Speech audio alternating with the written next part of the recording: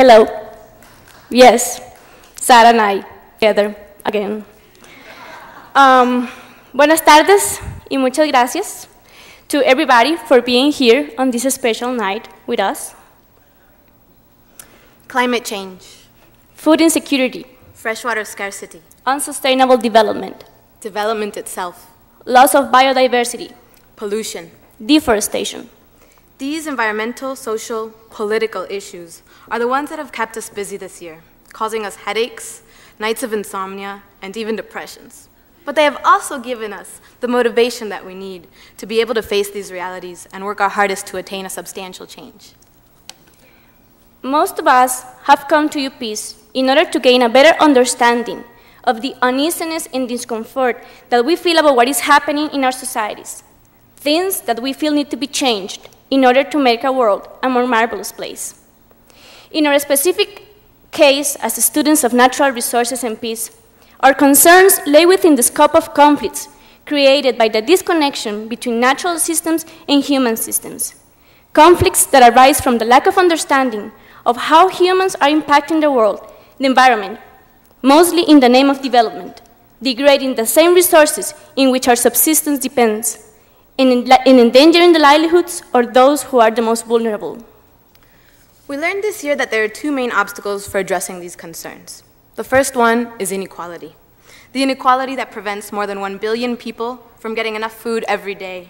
The inequality that ensures that 200 million people will be displaced by climate change in the next 40 years, most of them the poorest of the world. And the inequality that denies 1.4 billion people the access to safe drinking water every day. The second is the lack of political will needed to address these inequalities that, in turn, assures that those same inequalities be perpetuated. We strongly believe in the importance of education, in making the society aware of its current and future environmental issues, and in preparing and empowering people for the task of addressing those. Working on the solution to the social and environmental problems we mentioned is not a job only for politicians or for big NGOs or for scientists. It is a job that concerns each of us, no matter the field of our work. In this sense, UPEACE has made an amazing job in uniting students from such different backgrounds, from biologists to politicians, to economists, to business administrators, to educators. The job of the intellectual is to put into practice that what he or she has learned. Our jobs, from today on, are also to put into practice what we have learned. But we have a special privilege. There are students graduating today who have specialized in media, in law, in peace studies, in education, in gender, and in environment. But we are all here together as a part of an institution that has a specific vision for the world, with specific principles to guide that vision. We know that the problem related to the environment and natural resources are not isolated. They intersect with the issues studied in other departments. And we also know that the problems related to the environment and natural resources will never be solved if they are not solved in concert with other problems.